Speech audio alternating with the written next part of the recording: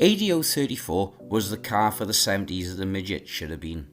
It was based on the Mini platform with lots of common components, cheaper fine production for Rover Group, or then at the time BMC. Unfortunately, the government didn't think it was the way to go and instructed the company, as it was owned by the government at the time, to run production down. At the same time, all the other cars in the range was becoming too old to take any further development. The MGB itself was being closed in 1980, and in the late 70s, Austin Rover Group, whatever they was called at the time, was charged with coming up with ADO 21. This was going to be the replacement for the MGB, the brief being hydrogas suspension, rack and pinion steering, mid-mounted aluminium rear engine, to bring it all up into line for the 20th century. Now, for people who think the car was failed, guess again. 15 years later, the MGF. The brief was exactly the same as ADO 21. Independent all-round hydrogas suspension, mid-mounted all-alloy aluminium engine, and everything ADO 21 should have been. Here we see, this is my MGF, and probably to anybody who's ever driven one will tell you this is the best handling car ever to come out of BMC. Had ADO 21 at the time used the technology which was available, which this car has, the 4 hydrogas suspension, the alloy K-Series engine, which was developed from the Triumph Dolomite Sprint engine at Gaydon, so it's a direct descendant from the Triumph Dolomite engine in the back of this car.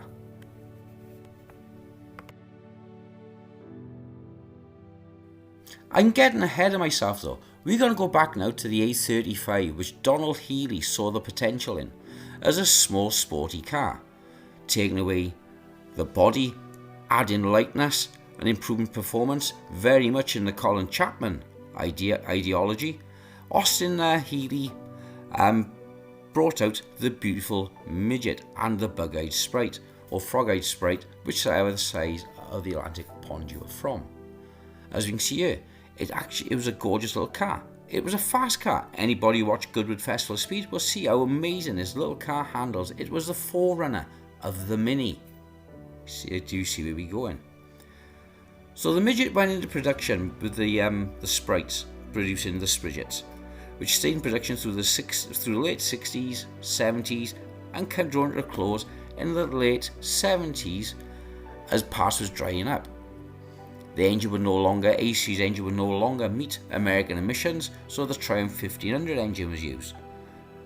It was becoming increasingly harder to get this old girl through each category of safety tests each year.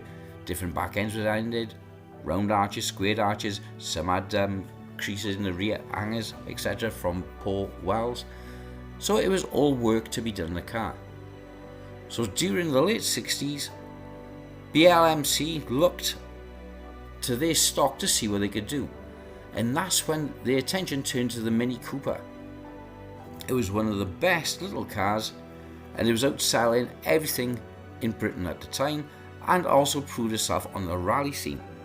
So MG decided to see what they could do to bring a midget more up to date and step away from the rear-wheel drive old design of the car. After all, the Mini had proven itself in rallying to be the way forward.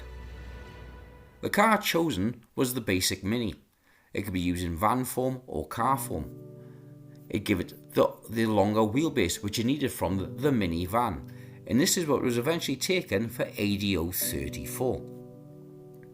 The longer wheelbase gave more boot space, so it gave you your extra seating capacity, more storage in the rear to stow your rear hood. Here you can see the Mini trade some of the wheels, but retaining the traditional MGB front end. It was a gorgeous little car. It handled well, it performed really well, and BMC was too scared to launch it in the fear it might take sales away from the Mini. However, they shouldn't have feared, as it was in a totally different area market to a different clientele. The new engine that was later in life to be called the K-Series was originally developed at the Gaydon Works, with the help of Tickford of later Aston Martin fame. The engine had a perfect AFR in excess of 20 to 1, meaning that you were saving at least 40% per gallon of fuel on a journey. It was designed specific for the Mini to replace the aging A-Series engine which had been pushed into service for the best part of 45 years. It was something that needed fixing urgent. It was a fantastic engine, but the government stopped it and pulled the plug. The years had now rolled over into the 70s, and the MG Midget and the B GT were now long in the tooth. They'd been around for the best part of 20 years. Suspensions had been risen, emissions stifled for the US market, humongous rubber bumpers fitted, and they were still no closer to getting a car out of the starting blocks. Once again, BMC returned to the Mini and his venerable engine, the A-Series, which had been brought out in the 1950s, with its original design going right back to the 1940s. The engine was out of date, it was no longer meet modern standards. But as no surprise would come, BMC found life in the old dog yet. The engine would see itself forced into further use. In some cases, the engine would be force-charged, turbocharged, twin carburetors. The engine extracting over 130 horsepower in race guys in the 1980s MG Metro Cup. The next development to come along was the MG EX234, not to be confused with the EXE. This was the true MGE replacement of the B, C, D, E, and eventually would become the F. As you can see here from the pictures, it was designed to replace both the Midget and the B, falling between the two. For those who wanted the open top roadster experience, there would be one version, and those who wanted the hard top, there would be the secondary version. But Rover hadn't finished, or BLMC hadn't finished destroying the A-Series engine, and went to go on one step further with the next prototype shown here, AD070. It looks something like a square box. What next occurred was the government getting involved with the design, the likes of Harris Mann being forced into doing things such as the insane wedge shapes of the Ambassador, Princess, TR7s, etc. The square edgy lines was now the thing. The smooth flowing lines of the MGB was gone, and what we found ourselves with now was what is today called a modern Eurobox. A 3-box design, a bonnet, a boot, and the living box in the centre, the accommodation. It was square, it was angular, and it was not going to sell. 1980 had arrived along with the birth of the Mini Metro. It was the evolution of the original Mini, using the A+ engine and all the original underpinnings from the original designs, and the Alex Isogonus hydrogas suspension system. The Mark I and Mark II soon developed into MG versions, with the Mark I being given to Williams Grand Prix engineering and developing the A-Spec 6R4 Metro, 4-wheel drive, rear engine and a V6 engine. This was further developed into the long wheelbase 6R4 Group B rally car, producing over 450 horsepower in clubman spec, 250 to off the shelf to customers, with the later rallycross versions, as pioneered by Will Gulp, going over to produce over 850 horsepower from the venerable Rover V8 engine, now reduced to 6 cylinders from its original General Motors starting point. What rolled out of the showrooms was an absolute animal. The B-Spec 6R4 was capable of 0 to 60 in under 2.5 seconds on a gravel road. It was a fire-breathing monster. I've actually been with one of these back in the 80s in full flight. Your whole insides just jiggle from the power of the engine as it goes past. There is nothing like it.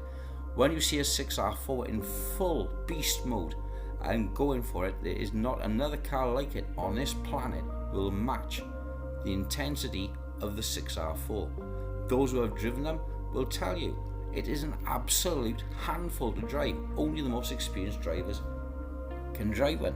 And considering this was from a company that up till only 5 years earlier was looking at modifying a little Mini to a 1300 engine for cruising around country lanes and the odd little twist and turn. But what they actually gave us in the end was the most insane rally car to ever roll out of Britain. If you was to think Rover had finished their guess again, this would go on to become the MG EXE. I'll show you the picture next. It was the complete back end of a 6R4 cut off and put into the most stunning coupe body to ever grace any motor stand during the late 1980s, early 90s. The car should have gone production. It never did. Or did it? Because later on it would be developed into the Jaguar XJ220. The entire powertrain, again in back end from the 6R4 Metro, became one of the world's fastest supercars at the time. All developing from the original Mini. Through different engineers, different designers, the car had evolved so much it was no longer the Mini that it was what it was. It was now the world's fastest supercar. So much for the MGB Roadster. But here we take a fork in the road. While the supercars went off to the left, Rover quietly continued with the Mark III and the Mark IV Metro, bring out the Metro GTI, and of course the stillborn MG Midget. This beautiful little car was to be the next generation midget to go alongside the 6R4. Same as in the old days, you had the midget to go alongside the bigger supercars of the time, like the MGC, the MGR V8 or MGB GT V8.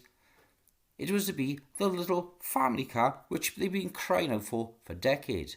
But once again, Mr. Government, because Austin was still in the government control at the time, put a stop to this pretty little car, which again would have put extra coffers into the funds for Rover. The next step then was to develop the 6R4 using the designs from the MG EXE into what we all know today as the MGF. Quite amazing really when you consider all this started from the original BMC Mini designed by Alex Izagonis and his need for a sporty, fun, family little car. So the original design of the Mini gave birth to around about 7 supercars, every one of which still contains history of the original Mini. The 6R4 here still contains parts of the floor pan and shell of the Metro. The Metro floor pans was taken from the Mini to mount the A Plus series engine, etc. All the cars have DNA from each one of their siblings. Well, thank you for watching this, guys. I hope you enjoyed it and this lovely little history into some of the stillborn cars from MG. Keep watching. Thanks and bye-bye.